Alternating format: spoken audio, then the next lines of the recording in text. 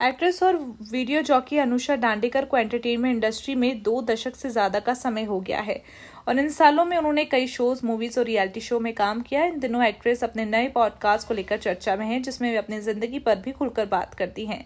हाल ही में अनुषा दांडेकर प्रियंका चोपड़ा की मां मधु चोपड़ा के पॉडकास्ट में नजर आई, जहां उन्होंने अपने बचपन से जुड़ा एक किस्सा शेयर किया और बताया कि जब वे 14 साल की थीं, अपनी एक गलती के चलते अस्पताल में भर्ती हो गई थी। अनुषा ने बताया कि उन्होंने 14 साल की उम्र में शराब की पूरी बोतल गटक ली थी, जिसके चलते वे हॉस्पिटल में एडमिट हो गई थी। मधु चोपड़ा ने जब अनुषा से उनकी सबसे बुरी आदत के बारे में पूछा तो उन्होंने हंसते हुए कहा, डाइट कोक शायद मेरी अब तक की सबसे बुरी आदत। अनुषा आगे बताती हैं कि उनके माता पिता के भरोसे हैं और उनकी दी गई आजादी ने उन्हें गलत काम करने से रोका।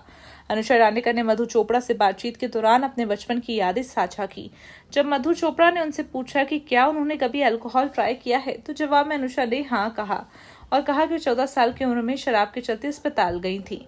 अनुषा कहती हैं, हाँ, मैं अस्पताल भी पहुंच गई थी जब मैं 14 साल की थी।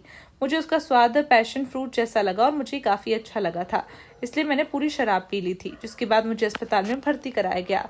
नर्स ने मेरे पापा से कहा, उस पर गुस्सा मत हो, वो अब फिर कभी इस तरह से शराब नहीं पिएगी। अनुषा ने बताया कि बचपन की इस घटना ने उन पर इतना गहरा असर छोड़ा कि फिर उन्होंने कभी शराब को हाथ नहीं लगाया। इसी के साथ अनुषा ने कहा कि वे कभी अपनी जिंदगी में ड्रग्स ट्राई नहीं करना चाहती। उन्होंने कहा, मुझे कंट्रोल करने की समस्या है, तो मैं नहीं चाहती कि ड्रग्स मुझे और मेरे दिमाग को कंट्रोल करे। मेरा दिमाग खराब हो जाएगा।